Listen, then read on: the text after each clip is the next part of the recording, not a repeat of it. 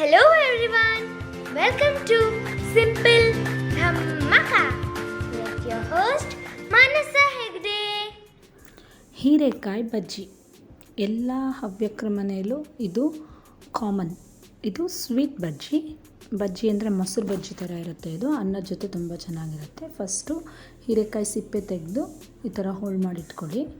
Peel the skin off from the ridge gourd, chop it into pieces, and then let's cook the rich gourd first with some salt and water. ಸ್ವಲ್ಪ ಉಪ್ಪು, ಆಮೇಲೆ ತುಂಬ ಕಮ್ಮಿ ನೀರು ಸೇರಿಸಿ first ಹೀರೆಕಾಯಿನ ಬೇಯಿಸ್ಕೊಳ್ಳೋಣ. ಸಿಪ್ಪೆ ತೆಗೆದಿದ್ದೀನಿ.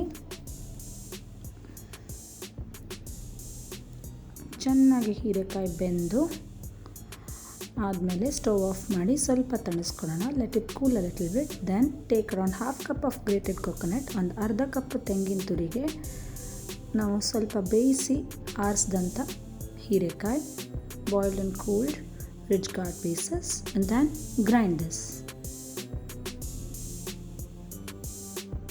After this, finally around 3 tablespoons of curd and just give it a pulse.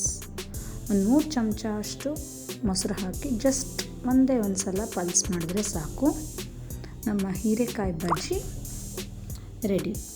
ಮೊಸರನ್ನ pulse ಮಾಡಬೇಕು ಅಂತ ಇಲ್ಲ, ಆಮೇಲೂ ಇದ್ರ ಜೊತೆ ಸೇರಿಸ್ಬೇಕು. ಚೆನ್ನಾಗಿ ಮಿಕ್ಸ್ ಆಗೋಕ್ಕೋಸ್ಕರ ನಾನು ಮೊಸರನ್ನ ಮಿಕ್ಸಿಗೆ ಹಾಕಿ ಒಂದು ಸಲ ಪಲ್ಸ್ ಮಾಡಿದ್ದೀನಿ. ಈಗ ಇದಕ್ಕೆ ಒಂದು 2ರಿಂದ 3 ಚಮಚ ಅಷ್ಟು ಬೆಲ್ಲ ಅಥವಾ jaggery. You can also use sugar if you want, but I have use ಜಾಗರಿ.